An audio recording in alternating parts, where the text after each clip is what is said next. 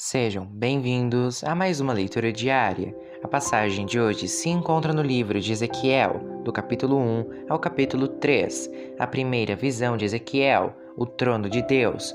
No dia 5 do quarto mês do ano 30, o sacerdote Ezequiel, filho de Buzi, vivia na Babilônia, na beira do rio Quebar, junto com os judeus que haviam sido levados para lá como prisioneiros. O céu se abriu e eu tive uma visão de Deus. Quando isso aconteceu, fazia 5 anos que o rei Joaquim estava preso. Ali na Babilônia, na beira do rio Quebar, eu ouvi o Senhor falar comigo e senti o seu poder. Olhei e vi uma tempestade que vinha do norte.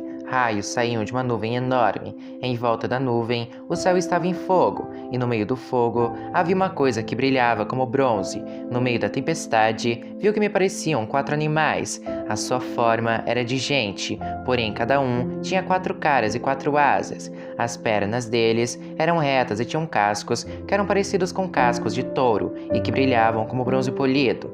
Além das 4 caras e das 4 asas, cada um tinha 4 mãos de gente, uma debaixo de cada asa.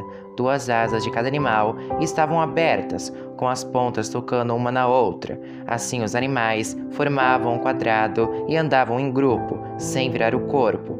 Cada animal tinha 4 caras diferentes. Na frente, a cara era de gente, do lado direito era de leão, do lado esquerdo era de boi, e atrás a cara era de águia. 2 asas de cada animal se abriam para cima e tocavam as pontas das asas dos animais que estavam ao seu lado, e com as outras 2 asas eles cobriam o corpo. Cada animal podia olhar para as 4 direções e por isso o grupo ia onde queria, sem precisar virar. Entre os animais havia uma coisa que parecia uma tocha acesa e que estava sempre em movimento. O fogo aumentava e do fogo saíam relâmpagos e os animais corriam para cá e para lá como relâmpagos. Quando eu estava olhando para os 4 animais, vi 4 rodas no chão, uma ao lado de cada um deles. As 4 rodas eram iguais e brilhavam como pedras preciosas. Dentro de cada roda havia outra roda atravessada, e assim, sem virar, as rodas podiam rodar em qualquer direção. Os aros das rodas eram cobertos de olhos. Quando os animais andavam, as rodas rodavam ao lado deles. Quando os animais subiam da terra, as rodas também subiam. Os animais iam onde queriam, e as rodas faziam o que os animais faziam, porque os animais as controlavam. Assim, toda vez que os animais andavam ou paravam ou subiam do chão, as rodas faziam o mesmo. Acima das cabeças dos animais havia uma coisa que parecia uma cobertura curva feita de cristal brilhante. Debaixo da cobertura, cada animal abria 2 asas na direção das asas do outro, que estava ao seu lado, e cobria o corpo com as outras 2 asas. Eu ouvi o barulho das suas asas quando voavam. Era como o rugido do mar, como o barulho de um grande exército, como a voz do Deus Todo-Poderoso. Quando paravam de voar, abaixavam as asas, mas ainda se ouvia um som que vinha de cima da cobertura que estava sobre as cabeças deles. Acima da cobertura, curva, havia uma coisa parecida com um trono feito de safira. Nele estava sentado alguém que parecia um homem e que brilhava como se fosse bronze no meio do fogo. Todo ele brilhava com o mesmo clarão de fogo, e a sua luz tinha todas as cores do arco-íris nas nuvens. Esta era a luz brilhante que mostra a presença da glória do Senhor. Capítulo 2. Deus chama Ezequiel para ser profeta.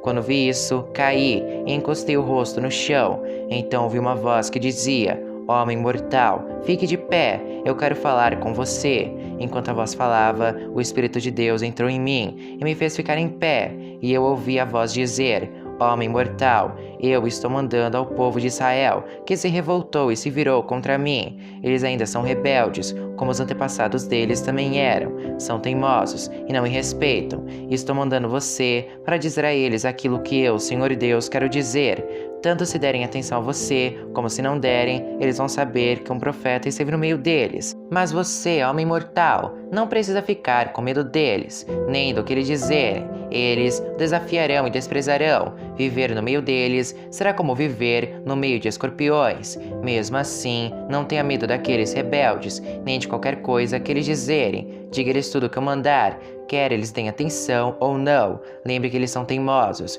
Homem mortal, preste atenção no que eu estou dizendo. Não seja teimoso como eles. Abra a boca e como que eu vou dar a você. Aí eu vi uma mão que se estendia para mim, segurando um rolo. Ela o desenrolou e vi que nos 2 lados havia coisas escritas, e o que estava escrito eram gritos de dor, lamentos e gemidos. Capítulo 3. Deus disse: Homem mortal, come esse rolo, depois vá e fale ao povo de Israel. Então abri a boca e ele me deu o rolo para comer, e disse: Homem mortal, come esse rolo que lhe estou dando, encha o seu estômago com ele. Eu comi, e era doce como mel. Então Deus disse: Homem mortal, vai e diga ao povo de Israel o que eu ordenar. Não estou enviando você a uma nação que fala uma língua estrangeira difícil, mas aos israelitas. Se eu enviasse a grandes nações que falam línguas difíceis que você não pudesse entender, elas dariam atenção a você. Porém, o povo de Israel não vai lhe dar atenção, pois eles não querem ouvir o que eu digo. Todos eles são teimosos e rebeldes, mas agora eu vou fazer com que você se torne tão teimoso e duro como eles. Farei com que você fique tão forte como uma rocha e tão duro como um diamante.